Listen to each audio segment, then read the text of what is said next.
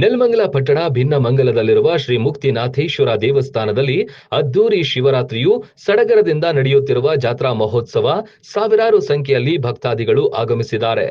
ಇದು 2 ದಿನಗಳ ಕಾಲ ನಡೆಯಲಿರುವ ಶಿವರಾತ್ರಿಯ ಜಾತ್ರಾ ಮಹೋತ್ಸವಕ್ಕೆ ಲಕ್ಷಕ್ಕೂ ಮಿಗಿಲಾಗಿ ಭಕ್ತಾದಿಗಳು ಬರುವ ನಿರೀಕ್ಷೆಯಿದ್ದು, ಭಕ್ತಾದಿಗಳಿಗೆ ಎಲ್ಲಾ ರೀತಿಯಲ್ಲಿ ಊಟ ಉಪಚಾರ ಸೌಲಭ್ಯವಿದ್ದು, ಸಂಜೆ ಮೇಲೆ ಸಾಂಸ್ಕೃತಿಕ ಕಾರ್ಯಕ್ರಮಗಳಾದ ಭರತನಾಟ್ಯ, ಹರಿಕತೆ ಇನ್ನು ಹಲವಾರು ಕಾರ್ಯಕ್ರಮಗಳನ್ನು ಆಯೋಜಿಸಲಾಗಿದ್ದು, ಭಕ್ತಾದಿಗಳ ಮನದಲ್ಲಿ ಯಾವುದೇ ರೀತಿಯ ಕಮ್ಮಿ ಇರದ ಹಾಗೆ ಭಕ್ತಿಪೂರ್ವಕ ಕಾರ್ಯಕ್ರಮಗಳನ್ನ ಹಮ್ಮಿಕೊಂಡಿದ್ದು ವಿಶೇಷವಾಗಿದೆ.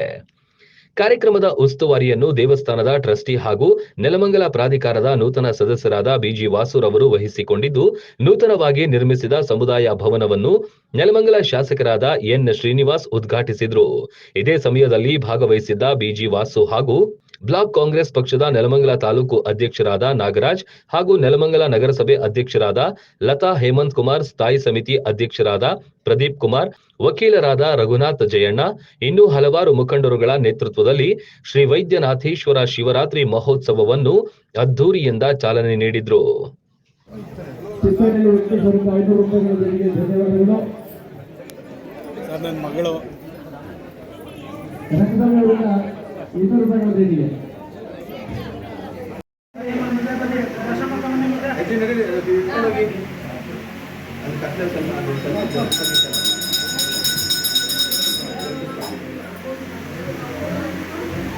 ಸೇವಾ ಸಮಿತಿಯ ವತಿಯಿಂದ ಹೃತ್ಪೂರ್ವಕವಾದಂತಹ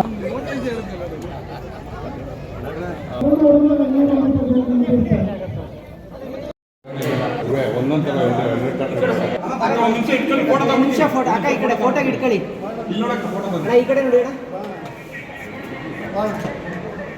ಓಕೆ ಕಟ್ ಮಾಡಿ.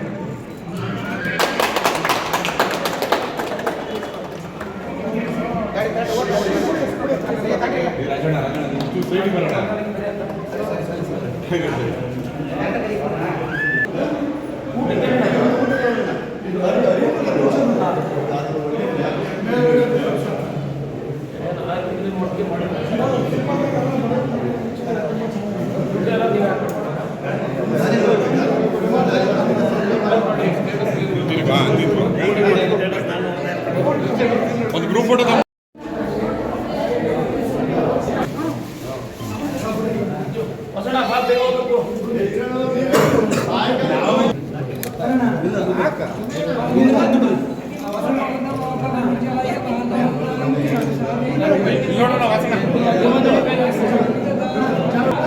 ಸ್ವಲ್ಪ ಹಿಂದೆ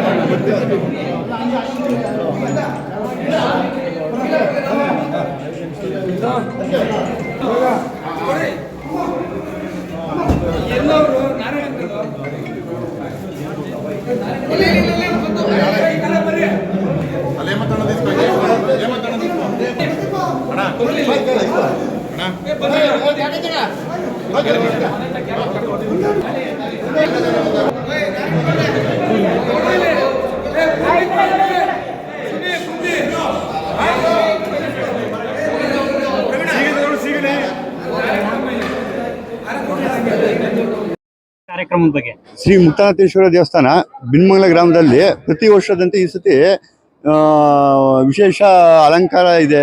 ದೇವಸ್ಥಾನದಲ್ಲಿ ಮುಕ್ತಾನಾಥೇಶ್ವರ ಸ್ವಾಮಿಗೆ ವಿಶೇಷ ಅಲಂಕಾರ ಇದೆ.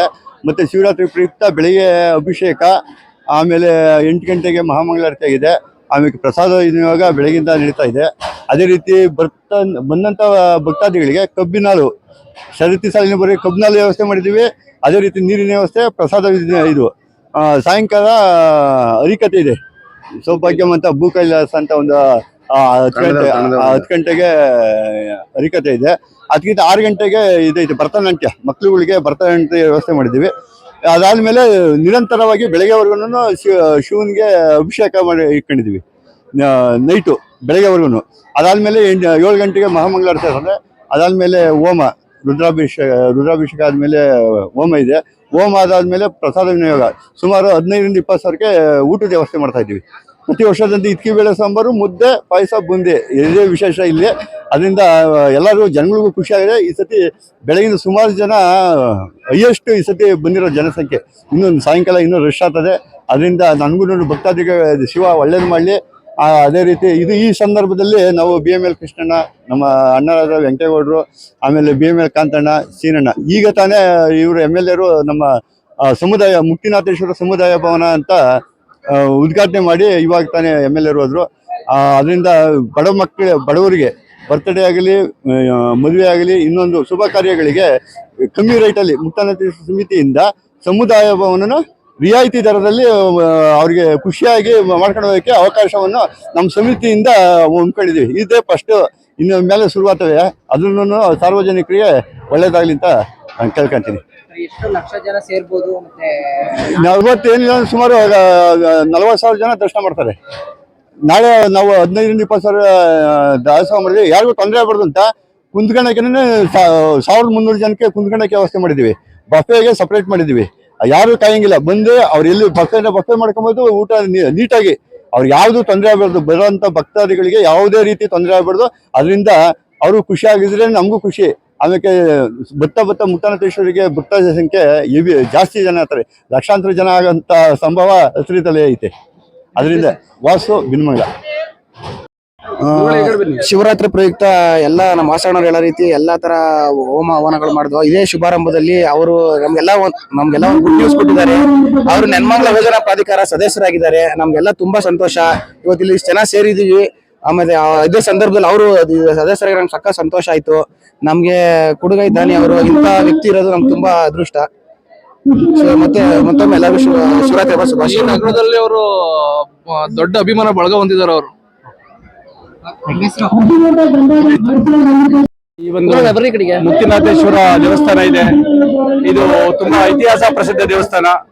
ಈ ಒಂದು ದೇವಸ್ಥಾನವನ್ನ ಚೋಳ ಸಂತತಿಯ ಕೊನೆಯ ರಾಜ ರಾಜೇಂದ್ರ ಚೋಳ ಅಂತಕ್ಕಂಥವನು ನಿರ್ಮಾಣ ಮಾಡದ ಅಂತ ಪ್ರತೀತಿ ಇದೆ.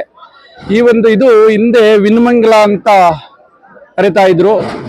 ವಿನ್ಮಂಗಲ ತದನಂತರವಾಗಿ ಬಿನ್ಮಂಗಲಾಗಿ ಮಾರ್ಪಾಡಾಗಿತ್ತು ಅಂತ ಹೇಳ್ಬಿಟ್ಟು ನಮ್ಮ ಇತಿಹಾಸ ಉಲ್ಲೇಖ ಇದೆ. ಹಿಂದೆ ಇಲ್ಲಿ ದನ ಕರುಗಳೆಲ್ಲ ಮೆಸರು ಒಂದು ಹಳ್ಳವಾಗಿತ್ತು. ತದನಂತರದಲ್ಲಿ 2004ರಲ್ಲಿ ಈ ಒಂದು ದೇವಸ್ಥಾನವನ್ನ ಪುರಾತತ್ವ ಇಲಾಖೆಯಿಂದ ವತಿಯಿಂದ ಅವರ ಸಹಕಾರದೊಂದಿಗೆ ಇಲ್ಲಿನ ಸ್ಥಳೀಯರು ಎಲ್ಲ ಸೇರಿ ಇದನ್ನ ಪುನರುಜ್ಜೀವನಗೊಳಿಸಿದ್ರು. ಆ ಪುನರುಜ್ಜೀವನಗೊಳಿಸಿದ ನಂತರ ಅಲ್ಲಿಂದ 2004ರಿಂದ ಇಲ್ಲಿಯವರೆಗೂ ಕೂಡ ಈ ದೇವಸ್ಥಾನದಲ್ಲಿ ಇದೇ ರೀತಿ ಶಿವರಾತ್ರಿಯ ಸಮಯದಲ್ಲಾಗಲಿ ಬೇರೆ ಬೇರೆ ಸಮಯದಲ್ಲಾಗಲಿ ಪೂಜಾ ಕೈಂಕರ್ಯಗಳು ತುಂಬಾ ಸಾಂಗೋಪವಾಗಿ ನೆರವೇರ್ತಾ ಇದೆ. ಅದರಲ್ಲೂ ವಿಶೇಷವಾಗಿ ಈ ಒಂದು ಮಹಾಶಿವರಾತ್ರಿ ಏನಿದೆ, ಮಹಾಶಿವರಾತ್ರಿಯ ಸಮಯದಲ್ಲಿ ತುಂಬಾ ಸಾಂಗೋಪವಾಗಿ ಈ ಒಂದು ಪೂಜಾ ಕೈಂಕರ್ಯಗಳನ್ನ ನಡೆಸ್ಕೊಂಡು ಹೋಗ್ತಾರೆ. ಅದೇ ರೀತಿ ಈ ವರ್ಷವೂ ಕೂಡ ವಿಶೇಷವಾಗಿ ಸ್ವಾಮಿಯ ಕ್ಷೇತ್ರದಲ್ಲಿ, ಮುಕ್ತಿನಾಥೇಶ್ವರ ಸ್ವಾಮಿಯ ಕ್ಷೇತ್ರದಲ್ಲಿ ತುಂಬಾ ಸಾಂಗೋಪವಾಗಿ ಪೂಜಾ ಕೈಂಕರ್ಯಗಳು ನಡೀತಾ ಇದೆ. ಇಂದು ಮತ್ತು ನಾಳೆ ಎರಡು ದಿನ ಕೂಡ ವಿಶೇಷ ಪೂಜಾ ಕೈಂಕರ್ಯಗಳನ್ನು ಹಮ್ಮಿಕೊಳ್ಳಲಾಗಿದೆ. ಇಂದು ನೃತ್ಯಧಾಮ ಕಲಾ ತಂಡದವರಿಂದ ಭರತನಾಟ್ಯ ಕಾರ್ಯಕ್ರಮವನ್ನು ಕೂಡ ಏರ್ಪಡಿಸಲಾಗಿದೆ. ಲಿಂಗಕ್ಕೆ ವಿಶೇಷವಾದ ಅಲಂಕಾರ ಕೂಡ ಮಾಡಲಾಗಿದೆ. ಹೌದು, ಈ ಒಂದು ಈ ದಿನ ಮತ್ತು ನಾಳೆ 2 ದಿನ ಸ್ವಾಮಿಗೆ ವಿಶೇಷ ಅಲಂಕಾರವನ್ನ ಕೂಡ ಮಾಡಲಾಗಿದೆ. ಈ ಸ್ವಾಮಿಗೆ ಬೆಳಿಗ್ಗೆ ಸೂರ್ಯನ ಕಿರಣ ನೇರವಾಗಿ ಸ್ವಾಮಿಯ ಲಿಂಗದ ಮೇಲೆ ಬೀಳುತ್ತೆ. ಇಂಥ ಒಂದು ವಿಶೇಷತೆ ನಮ್ಮ ದೇವಸ್ಥಾನದಲ್ಲಿ ಇರತಕ್ಕಂಥದ್ದು ನಿಮ್ಮೆಲ್ಲರ ಸೌಭಾಗ್ಯ.